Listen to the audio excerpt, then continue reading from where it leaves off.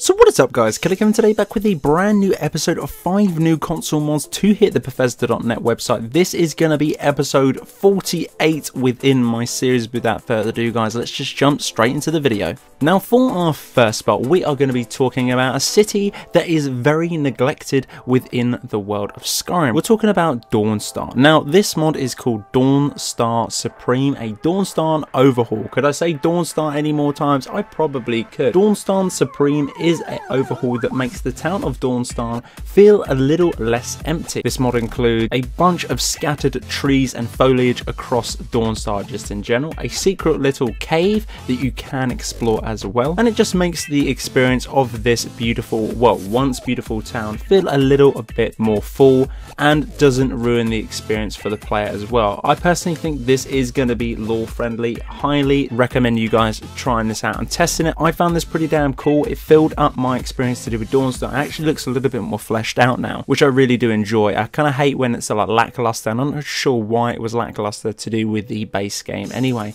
but this mod does make this city seem a little bit more immersive for me and the gameplay that I have in this video and do choose to go on into the future with. For our next spot is going to be Meer, the talking glowing spider follower. He is a very unique little spider, that's indeed. He has an own little light source, as you can tell on the screen now, which is actually really bright. He will talk to you, fight for you, and he will explore for you. Just a little bit of the lore. This spider was actually a Argonian slave that once lived in Morrowind. He escaped his owner and fled to Valenwood. It was there he was captured by the Bosmar mages, who locked him up and experimented on him. He was turned into a glowing spider. One day the mages never came back to reverse the spell. Now living as a spider for a couple of months, it's clear to see, and he's quickly come to the realization that he will never escape this form to fulfill his old life identity. He's decided to make his way to Skyrim to see his old friend, and just in general is trying to make a new life for himself. A little bit of a depressing situation there,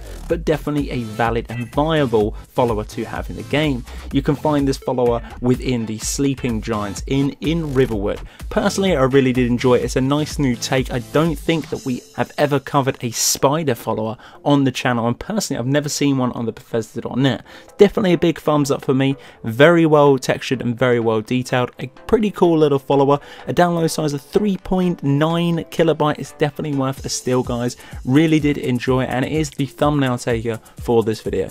Blade of Intrigue. Now we did, I believe, the Armor of Intrigue, which was absolutely booming on the Bethesda.net. I think there's a few different versions scattered around. I'd highly recommend grabbing this in conjunction with this absolutely astonishing blade. And this blade can be attained in a Nordic tomb near the Deep Lock crossing. Located is this absolutely beautiful weapon. It has no enchantments on this blade, can be improved and tampered with. The stats on this sword is a one-handed sword for a starter, really cool. And if you've got the cheat room mod, I'd highly recommend duping this sword, just because the amount of detailing on this is absolutely finesse. This has been blowing up incredibly well on the Bethesda.net this week as well. The base damage is 12 with the crit of being 7, the enchantments are none, and the reach between the sword is a scaling of 1, ever standard one-handed sword, and the same with the speed. And if you do want to tamper with this blade or put it on the grindstone as I meant, this is going to be requiring the Elven smithing perk to do all of those things.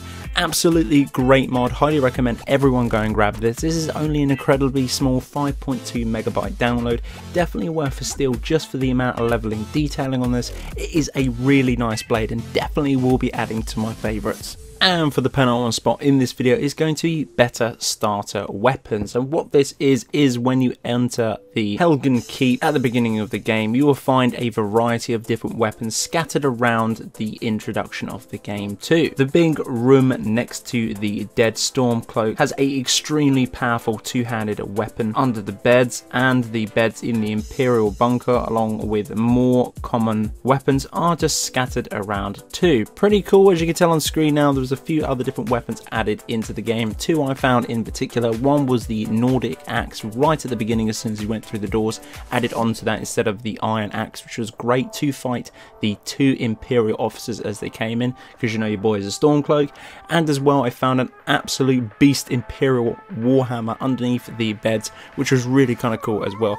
Pretty OP, but for me, if you want to just skip that introduction, because I know a lot of people do, and it is frustrating, it does take quite a long time. If you want to enjoy it a little bit more, or you're starting a new game, just because maybe, for instance, your game might be corrupted at the beginning, then this is a great thing to bump sort of the enthusiasm as you're going through that particular thing.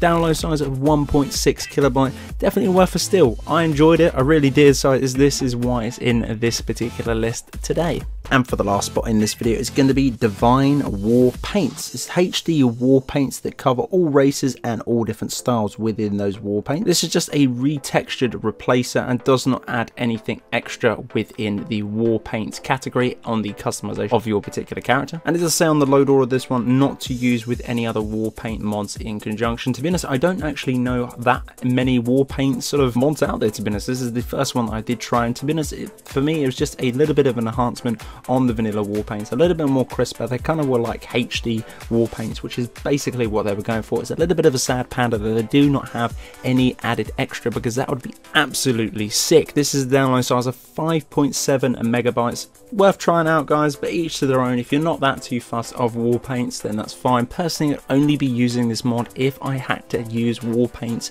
on a particular build for a video on the channel. Who knows, someone might use it, but to be honest, I might as well bung in this video just to round up the end of the top 5. So guys, that's it for this episode. It's been 48 within my series. If you did enjoy, hit me up with a like. Let me in the comment section below if you'll be grabbing any of these mods. Let me know what you think of the selection in this video too.